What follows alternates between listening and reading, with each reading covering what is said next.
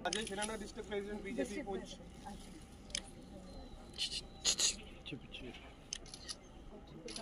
संगीता दीदी आपका भी बहुत बहुत धन्यवाद। आप दीदी का भी बहुत बहुत धन्यवाद। Sunil Sharma district vice president लगाओ ना।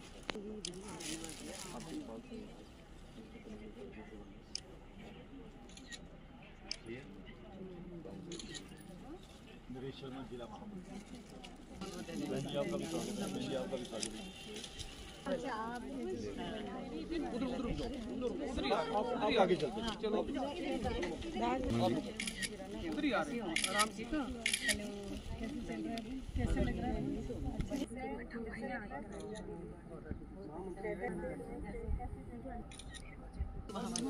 नहीं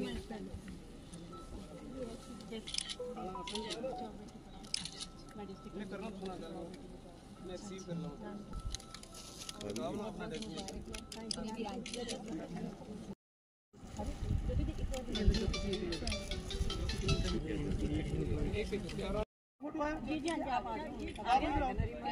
आगे आगे आगे। और सलमा शेख जी हमारी बहन अध्यक्षता जो है, उनके साथ हमारे मंडल प्रधान भी आज यहाँ पर पहुंचे हुए हैं।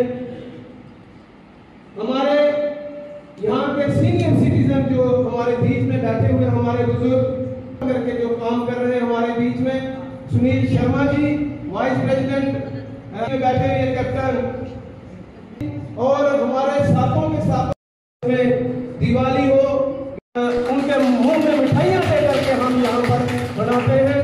और इस रवायत को कायम करने के लिए मैं ये कहूंगा कि दुश्मन ने बड़ी बार यहाँ पर हमारे बीच में एक ऐसा माहौल पैदा करने की कोशिश की, चाहे आप पड़ोसी मुल्क को ले लें, चाहे मैं ये कहूंगा आज कि हमारी जो विरोधी पार्टियां जो एनसी, कांग्रेस और पीडीपी, इनको ले लें। क्यों कि हमारे देश के प्रधानमंत्री जी जब 2014 में जब यहाँ पर आए, देश की बागडोर संभाली और उसके बाद उन्होंने पहले आते ही इस बात को एक स्ट्रीमलाइन करने की कोशिश की कि हमारा भाईचारा जो है वो बिल्कुल एकता और अखंडता में रहना चाहिए। तो मोर्चा के प्रधान और हिंदू मुस्लिम सिख का एक हमने सभी बहनों को बताया कि वो रात को 10 मिनट निकल के बाद हो रहा था कि एक को मैं उसमें से बिंदु टच करूंगा।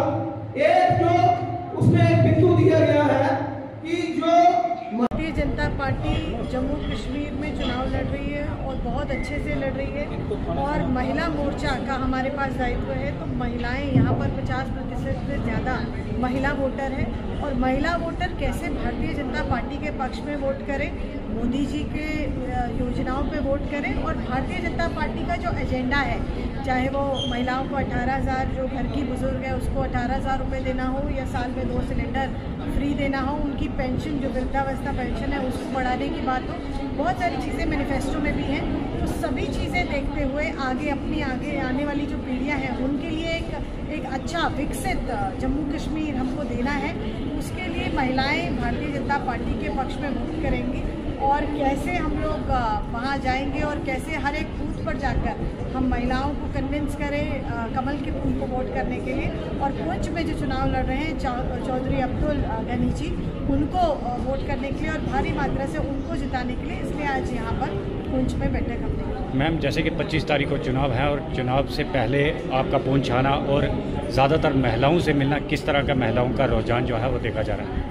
लेकिन महिलाएं बहुत समय से देख रही थी कि उनको किस तरीके से दूसरे दर्जे का एक नागरिक समझकर जम्मू कश्मीर की सरकार कर रही थी। यहाँ पर चाहे वो पहाड़ियों के साथ हो, चाहे वो SC हो, ST हो, OBC हो, सभी के साथ अन्याय हो रहा था, महिलाओं के साथ अन्याय हो रहा था। लेकिन आज महिलाओं को पता है, जब से हमने यहाँ पर यूपी की घोषणा हुई है, जब से जो जम्मू कश्मीर है वो हमारा धारा 370 यहाँ से हटी है, 35 ये हटा है, कैसे यहाँ बदलाव हुआ है, कैसे इंफ्रास्ट्रक्चर बेहतर हुआ है, कैसे जो महिलाएं हैं उनकी ज़िंदगी में भी बेहतर हुई है, उनको स्वावलंबी वो बनी है। तो ये सारी चीज़ें, कैसे प्रधानमंत्री आवास योजना उनको मिल रही है, मुद्रा लोन उनको मिल रहा है, वो आज सशक्त हो रही है। कैसे जितनी कनेक्टिविटी है हमारी, अगर अखनूर से आप देखें या आप जम्मू से देखें, तो वो बेटर हो रही है और आने वाले समय में और तेज़ गति से होगी। तो इसीलिए लोग चाहते हैं कि यहाँ भी डबल इंजन का जब